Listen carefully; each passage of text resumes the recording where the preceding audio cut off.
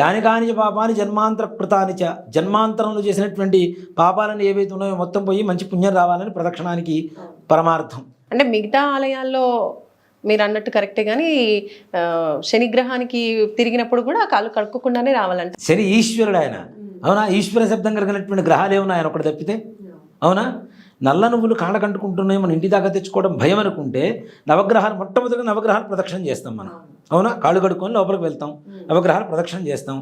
ఆ తదుపరి ప్రధాన ఆలయం ఏదైతే ఉంటుందో ఈ ప్రధాన ఆలయం చుట్టూ ప్రదక్షిణ చేసినప్పుడు కాళ్ళకుండే నువ్వులు మొత్తం పోతాయి కదా, ఇంటికి ఏం వస్తాయి? రావుగా, పుణ్యమే వస్తుందిగా. అప్పుడు పాదాలు కడుక్కోకపోయినా ఏం పర్వాలేదు. ఇప్పుడు ఏదైనా క్షేత్రాలకు వెళ్తే డైరెక్ట్ మన ఇంటికి ఎందుకు రావాలంటాం? పుణ్యాన్ని తీసుకొని ఇంటి దాకా వస్తున్నామనే కదా. మరి మన దగ్గరలో ఉండేటువంటి గుళ్ళో కూడా దేవతలు ఉన్నారు, అంతే కదా, వాళ్ళ దగ్గర నుంచి పుణ్యం తెచ్చుకుంటున్నామనే కదా. దేవతల గమనం సైతం నవగ్రహాల ఆధీనంలో ఉంటాయి. ఈ నవగ్రహాలు మొత్తం పరమేశ్వరుడి ఆధీనంలో ఉంటాయి. కాబట్టి పూర్వకాలంలో కేవలం శివాలయంలో మాత్రమే నవగ్రహాలు ఉండేవి. ఇప్పుడు ఆ తర్వాత విష్ణాలయం లేదు, ఆంజనేయ స్వామివారి గుడి లేదు, అమ్మవారి గుడి లేదు. ఏ గుడైనా నవగ్రహాలు ఉండాలి, ఉంటేనే భక్తులు వస్తారు.